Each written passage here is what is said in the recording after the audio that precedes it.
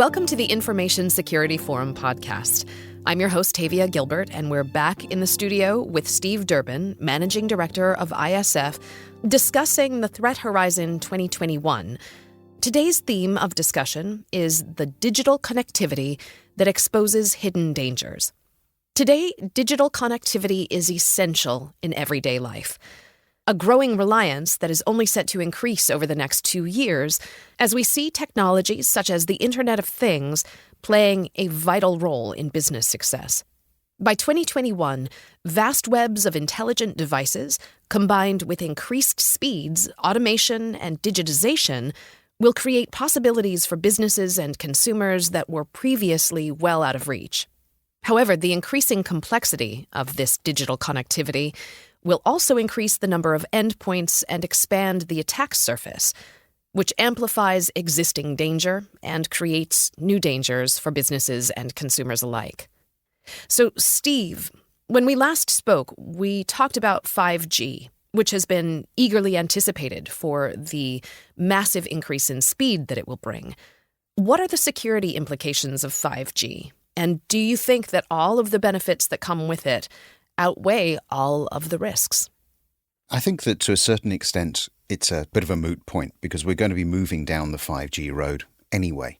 That is the direction we're headed in. And so it's almost, that assessment of does the benefit outweigh some of the challenge and the risk has already really been covered off. Mm-hmm. The reality is, of course, that the emergence of 5G will undoubtedly broaden attack surfaces.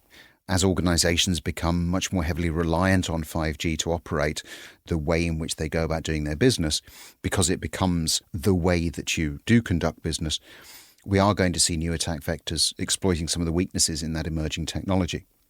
And already we've seen, researchers that have been looking at how they can attack 5G infrastructure, some of the implications of that, and so on. But that's no different to what we've seen with 4G and so on. I think that one of the key challenges, though, with 5G is around this speed, because what it means is that denial of service attacks, APTs, these kinds of things will come about very much more rapidly. So from the security standpoint, what we have to be doing in that environment is really trying to predict, because we're not going to have the time to respond. You require some form of response time to an attack.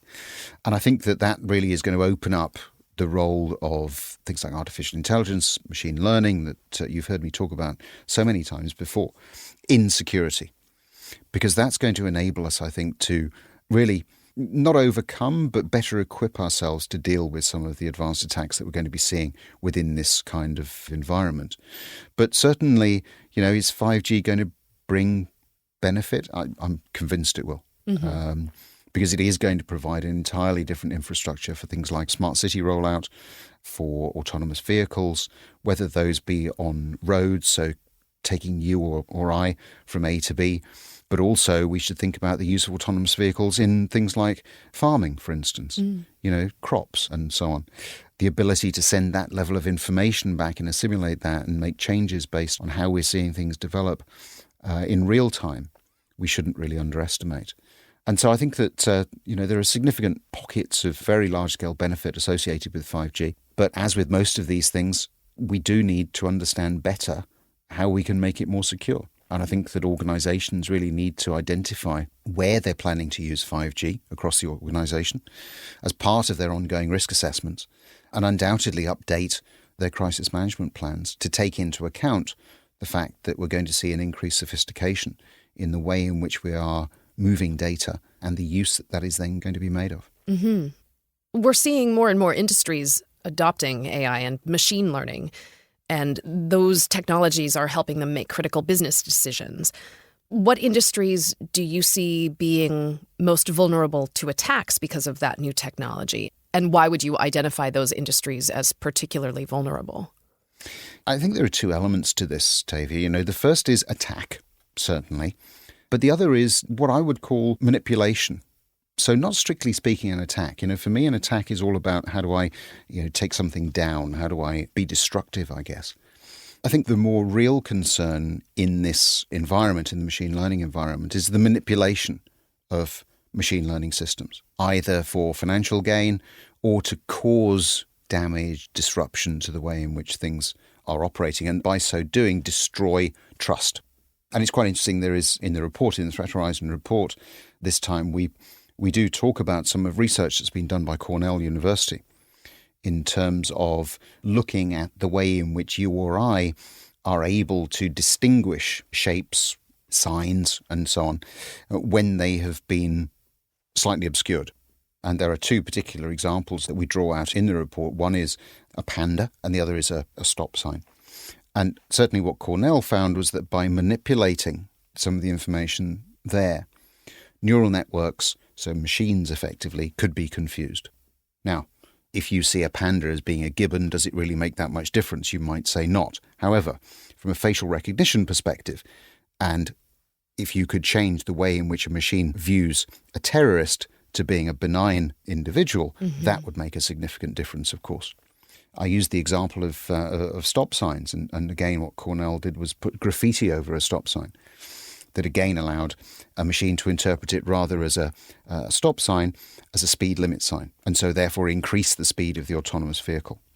And we've seen already some examples, with the autonomous vehicle trials where people have been run over and that kind of thing because the systems couldn't identify them properly. That's the sort of danger I think that I see in the near term around machine learning. And I think that, for businesses, for organizations, what they need to be doing is really understanding better their dependency on machine learning-based systems and reviewing some of the security components at the design stage. How are we going to, again, compensate for the fact that there might be some errors that creep into the system? Are we going to be providing a kill switch effectively that we can pull? I've advocated that in the past when we've talked about artificial intelligence and machine learning, because it is so much in its infancy. I think what's clear over the next couple of years, though, is that we're going to see massive maturing of machine learning. Some of the problems that we're talking about will inevitably go away. And so that's going to, I think, increase the need for us to really understand the way in which we're using some of those systems and really look to see how we can protect them better and effectively monitor the results they're giving us. So we're going to have to, implement, I think, a lot more check and balance in that particular space just to make sure that the information we're getting is real. Let's talk about IoT. A recent Vodafone report posits that technologies such as IoT are now vital for business success. What do businesses need to consider before implementing such technologies, and what threats should they prepare for in the future? I think there are two challenges with IoT. The first is really knowing what devices you've got out there. And for some organizations, that is quite difficult because this isn't something that we woke up this morning to. IoT devices have been out there in the wild now for quite some while. And one of the biggest challenges for organizations is trying to understand where these devices sit across the corporate real estate. If you just look at your home, for instance, there are IoT devices all across the home, from your fridge through to your TV set, through to your toaster, areas where you may not even imagine that they exist.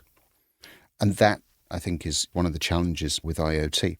Going forward, then certainly I think organizations need to have a better grasp on where they are rolling these devices out, because they need to be able to manage them to a certain extent. We've got some new regulation coming in, for instance, in California that talks about the need for security to be built into IoT devices. That's not going to come about for another couple of years, but I think that's a good first step as well, because we're starting to see a recognition that these devices need to have security designed into them. But that doesn't get over the problem that we've got of the fact that there are so many devices that are out there.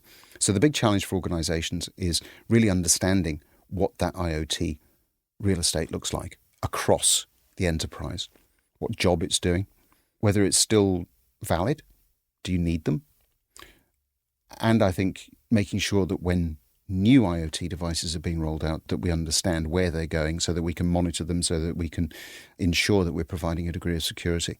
Because they are, by their nature, always looking to communicate. And so they do provide an opportunity for people either to get into systems or indeed to be manipulated in some way, shape or form. So the challenge of IoT shouldn't be underestimated by anyone. And as I say, that one of the biggest issues, for me anyway, in this space, is that there are just so many of those devices already out there and we're playing catch up. Right. We've seen an increase in malware attacks on ICS and other critical infrastructure. How can businesses stop themselves in such cases being held to ransom? I think that one of the things I would say about the Threat Horizon report this time is that it really does call out some very real threats for critical infrastructure. And you mentioned ICS there. We've just been talking about IoT. All of these things coexist within critical infrastructure. And I think one of the threats that we're concerned about is particularly around malware being installed on those devices, perhaps stealing processing power, perhaps causing critical infrastructure to behave in ways that it wasn't designed to, degrading performance, maybe shutting down critical services. And all of that takes on an increased importance when we look at it within the critical infrastructure environment, because it is critical, right? And so from an organizational standpoint, I think we need to be much smarter at determining the likelihood of malware infection in those environments and ensuring that some of the basics are being done again, some of the security basics like, patching. Are all of our vulnerable systems patched? Mm-hmm. Have we identified our vulnerable systems? Do we know what our mission critical systems are? Are we monitoring them?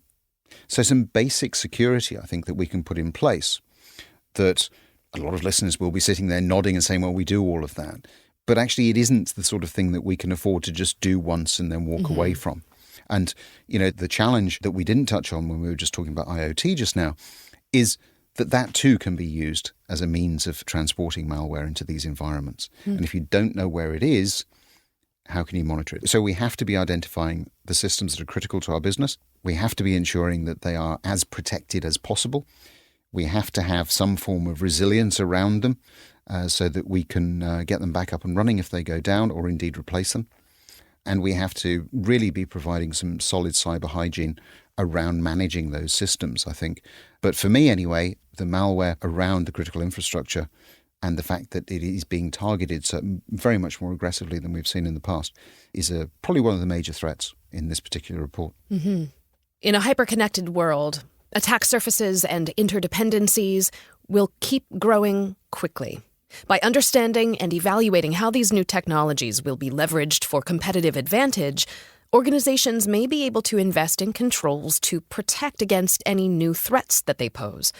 Organizations must be agile enough to adapt to heightened digital connectivity, ensuring that new security mechanisms are implemented should existing ones prove ineffective. In the next episode in our Threat Horizon 2021 series, I want to discuss the Threat Horizon theme number 2, Digital Cold War Engulfs Business. Thank you again, Steve, for being here and sharing your insights with our listeners. For information about the ISF and the tools and resources available, please visit securityforum.org.